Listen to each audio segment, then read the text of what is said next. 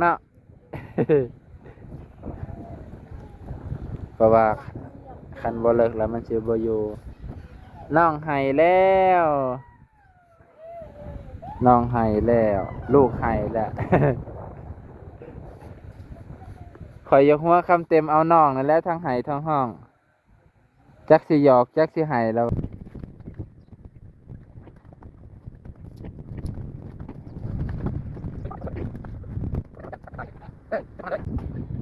ให้แต่เพิ่นใส่แนวอ้อมแล้วบาดใส่ตะข่ายดำเนาะเพิ่นๆเนาะก็สิบ่มีหยังเข้าได้แล้วบัด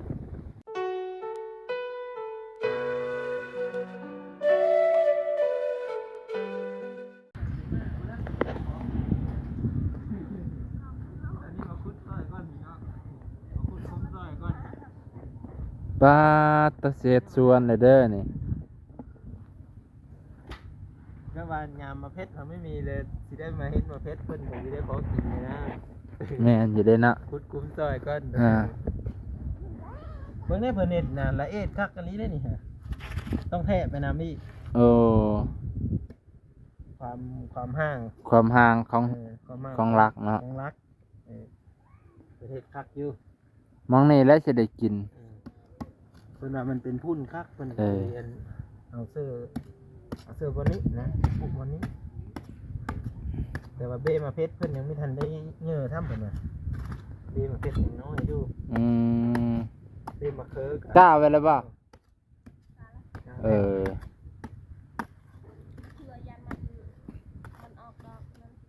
โอ้ยังมาออดอกก่อน ยังมันเป็นหมาอยู่ในคุ้มเลยเออ อืมข่อยผู้หนึงปลูกมะเขือบ่ค่อยได้กิน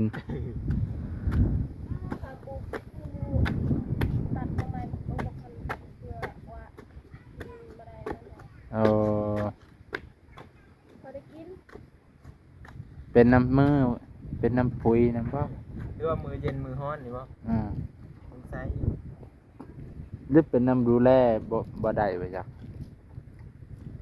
ยังรักษาไม่ได้เหมือนกันเพชรเนาะ พอดีเอาเจาะเลยนะซำนี่ พอดีงามได้เพลงทำรักษาก็สบายมันแดดเต็มเนาะ ขุดอ่อนอยู่บ่ดินนี่ แข็งอยู่ทางถึงนะ เออ ทางลุ่มอ่อนดีอยู่นะเนี่ยมีซึ่งถ้ามีจักนี่ฮะเบิ่งซอยในเด้อบ้านหนุ่มเด้อย้ำมันแล้ว คำเต็มเบิ่งแน่ซื้อบ่ เขาสิถามหาผู้คุดซอยนะ ทางหนึ่งคือแนมทางหนึ่งคือกว้าง ซื้อตอบไปแล้วมื้อนี้คำเต็มอาบน้ำเด้อเพิ่นพี่น้องขาวสะอาดมื้อนี้คือกับแม่แหละสะอาดสะอ้าง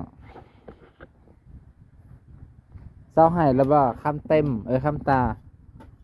มันน่ะเช้า เอ้ย มันยังหาย มันนี่คือเท่แท้ เอาเอือ เท่เด้อมันนี่ชมกับผู้ชายเพื่อนพี่น้อง อ่าอารมณ์ดีเด้อมันนี่หน้าตาสดใสแจ่มใสเบิกบานจะแพงบ่น้องนี่คำเต็มแพงแห้งบ่จะแห้งบ่แห้งจนสิ จนสิกินแก้มกันแหละ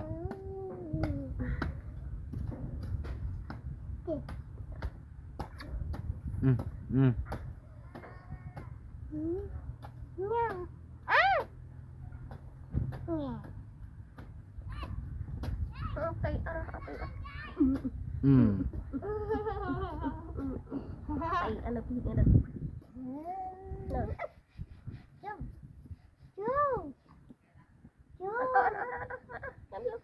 ไม่เยอะไป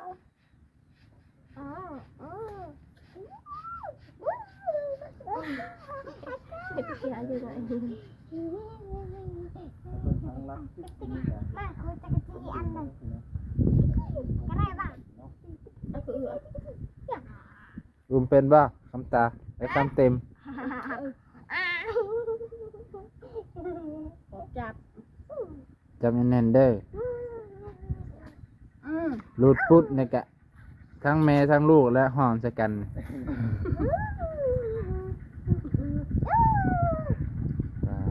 แข่งน้องอยู่บ่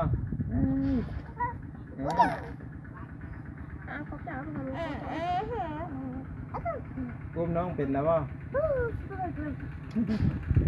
อุ้มน้องไม่ต้องเป็นครับ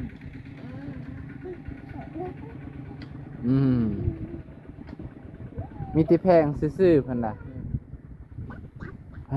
ต่อ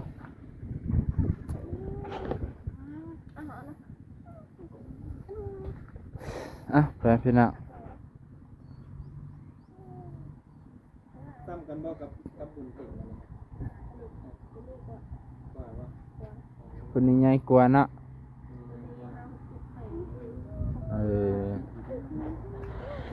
เสียงแห้งคือบุญเพ่งบ่บุญเพ่งในห้องกากากเสียงแจ้วแจ้ว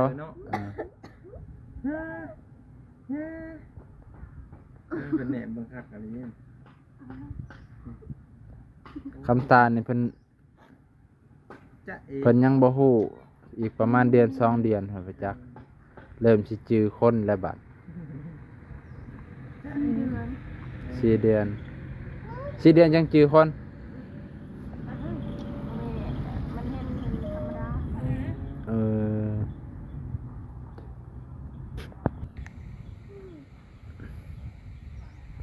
บางคนก็ว่า คนลาวคือมีแต่มีลูกน้อยเอ้าบ่ว่าคนลาวคนใดก็มีลูกน้อยเบิดเลยเนาะไปทายตอนเขาคนมีลูกเลยเนาะก็สิมีลูกน้อยแหละคันว่าทายตอนมีลูกก็จักสิไปทายตอนใดมันก็ถึกช่วงเพิ่นมีลูกเพราะนั้นคนลาวมีแต่คนมีลูกมีแต่คนอุ้มลูกสิว่าจังไดแหละคนเฮามีลูกก็แพงนี่แล้วให้พี่น้อง จ้าคิดนั้นหมดมัน ก็แพงตอนน้อยนี่แหละตอนเพิ่นยังซอยเรือเจ้าของบ่ได้บัดใหญ่คือคำเต็มนี่ห่วยเพิ่นก็ไปได้ยามเป็นเลยก็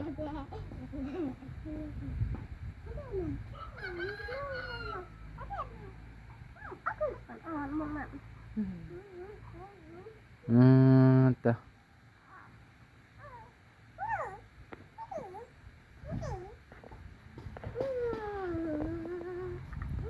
ชวนให้ขุดซ้ำนี่บ่หรือขุดอีกให้ขุดซอยอยู่บ่นี่ เดี๋ยวความยินดี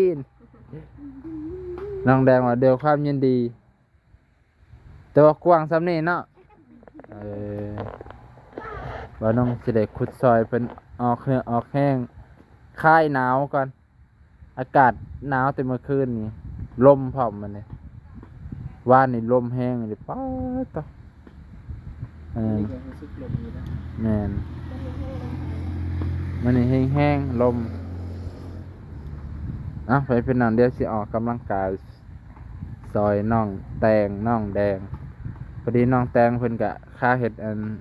เล้าไก่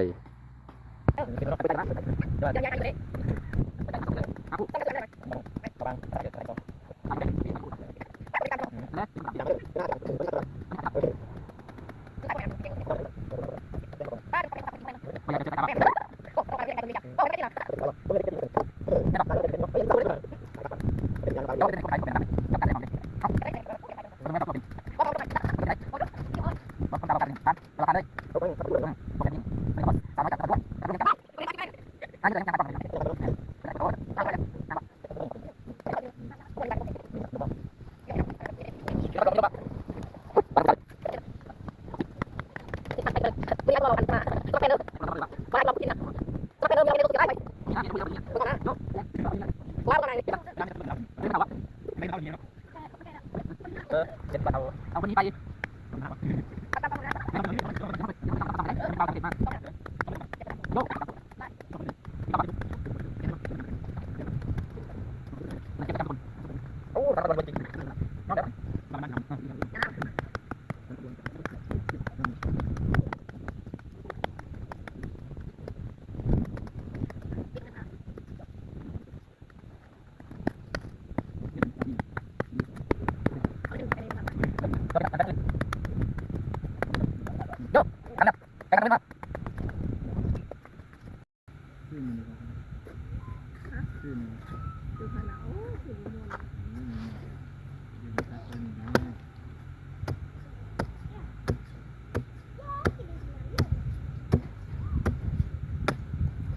แล้วเด้อ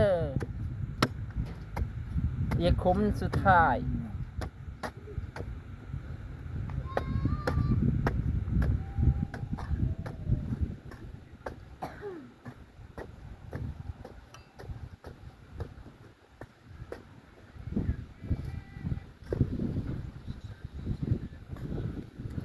ตัวตีเก่งอายุ แม่แต่ว่าวันนี้เนาะ นั่นแหละ ผู้อวยพรกันจะเป็นเพื่อนถือใจกันเนาะ เพิ่นอวยพรถึกใจอยากขุดต่อมีมองให้ขุดอีกบ่ มีแต่สิพังรัก สิฟังรักซอยแล้วเพิ่นอวยพรใส่ให้ว่าได้ผู้สาวงาม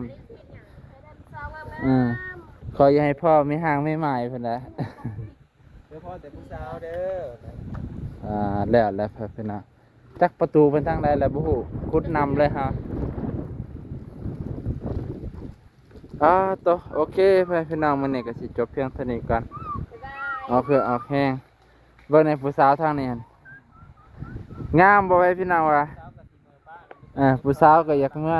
ผู้สาวน่ะอยากเปิดโตให้ FC เบิ่งอยู่แต่ว่าเพิ่นอายกล้องบัดเจ้าของถ่ายเองน่ะบ่อายเด้บิดหน้าบิดหลังเพิ่น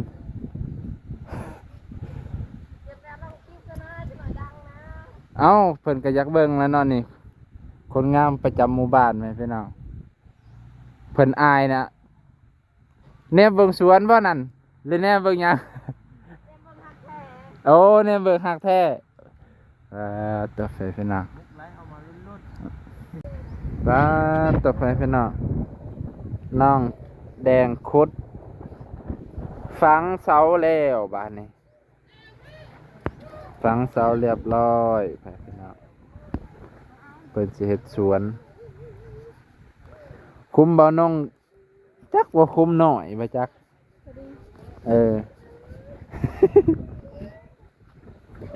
โอ้ยบ่น้องขุดคุมบ่เป็นคุมหน่อยพอดีเพิ่นน่ะแต่ว่าบ่เลิกเนาะ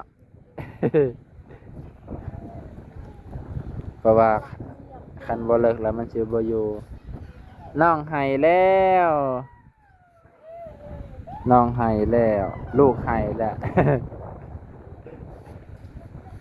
ข่อยยกหัวคำเต็มเอาน้องนั่นแหละทั้งให้ทั้งห้องจักสิหยอกจักสิให้แล้ววะข่อยก็เอาบ่เป็นนำโอเคไปพี่น้องได้สิขุดซอยขุดเพิ่มอีกไปพี่น้องขุดให้น้องแดงเพิ่นกระเทินได้มาซอยเพิ่นไปพี่น้องซอยกันจะซอยกันไปเนาะทางเพิ่นก็เฮ็ดกระต๊อบไก่ทางนี้ก็ฝังเสาสวนเขาว่าจะได้ว่าขุดนี่ปะฮะภาษาละลุมเลยเราเทิงเลยว่าจะได้คำเต็มภาษาละลุมขุดนี่เกากระปิปรุงให้รูถือเลยแหละทางพุ่นก็ได้ขาแบะเลยหัวหน่อยตายควายหน่อยเดี๋ยวสิปิปรุงให้มันเลิกควายพี่น้องคันบ่เลิกแล้วมันสิบ่แน่นสิคุณให้น้องแดงกันคำตาเพิ่นตื่นเลยคำตาคำแพงว่าเด็กหน่อยมันตื่นง่ายไปพี่น้องเดี๋ยวสิขุดซอยเพิ่นเด้อไปพี่น้อง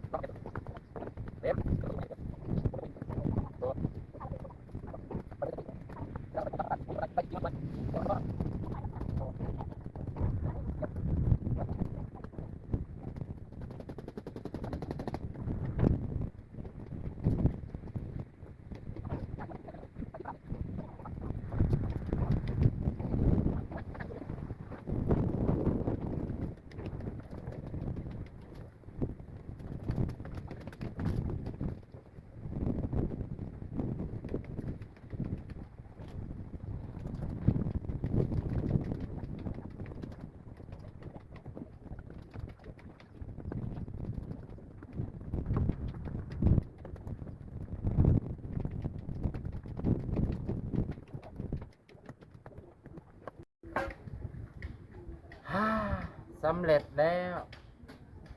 ฝังสำเร็จแล้ว